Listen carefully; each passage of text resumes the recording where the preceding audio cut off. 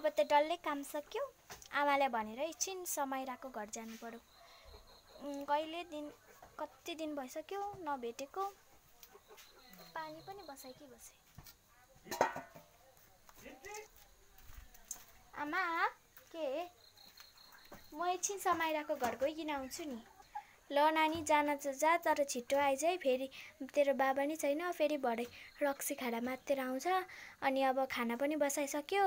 तेरो होमवर्कहरू पनि छ होला। काम त सकिस् नि? सके।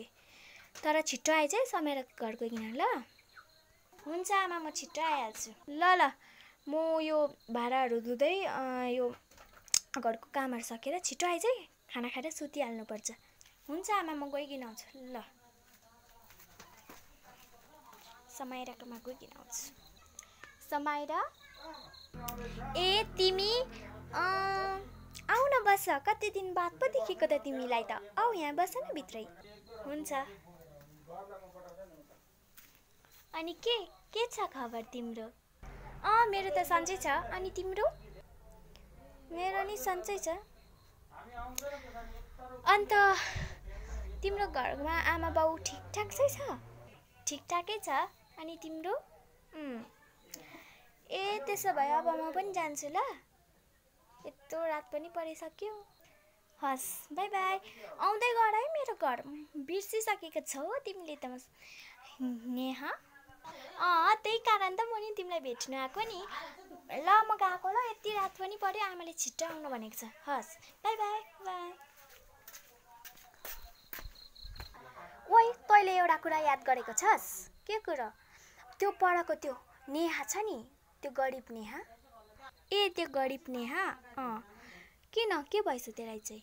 त्यो हाम्रो साथी समाइरालाई खोज्दैछ। किनभने त्यो धनी छ नि त समाइरा। अन्त हामीलाई मोमो चाउमिन डेली के किनिदिइराख्छ कि फ्रीमै। अन्त त्यो पनि त्यो यो धनी साथी पाएर चाहिँ त्यही समाइरालाई बेस्ट फ्रेन्ड्स बनाएको। चाची नै, मलाई पनि त्यस्तै लाग्छ। त्यो गरिबहरूको हामीलाई याद छ नि कस्तो हुन्छ व्यवहारहरू है। समाइरा त धनी हो नि त, त्यही कारण है। चाची, आजकल त त्यो नेहा आएकोदेखि समाइरा त हामीले टाइमै दिएको छैन है। अब हामी एउटा प्लान बनाएर त्यो समाइरा र नेहाको दोस्ती तोड्नुपर्छ।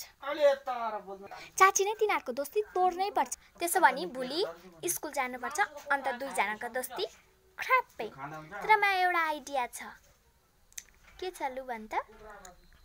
उयो समाइरालाई के त्यो भड्काउनु पर्छ कि नेहाको बारेमा। अन्त समाइराले उयो त्यसलाई दोस्ती तोडिदिइहाल्छ हौ। दोस्ती छोडिदिइहाल्छ।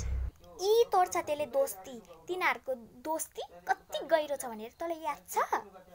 रिस उठ्ने। त्यति सजिलो छैन तिनीहरूको दोस्ती तोड्नु। अन्त के आइडिया लगाउनु त? अब हेर म के गर्छु।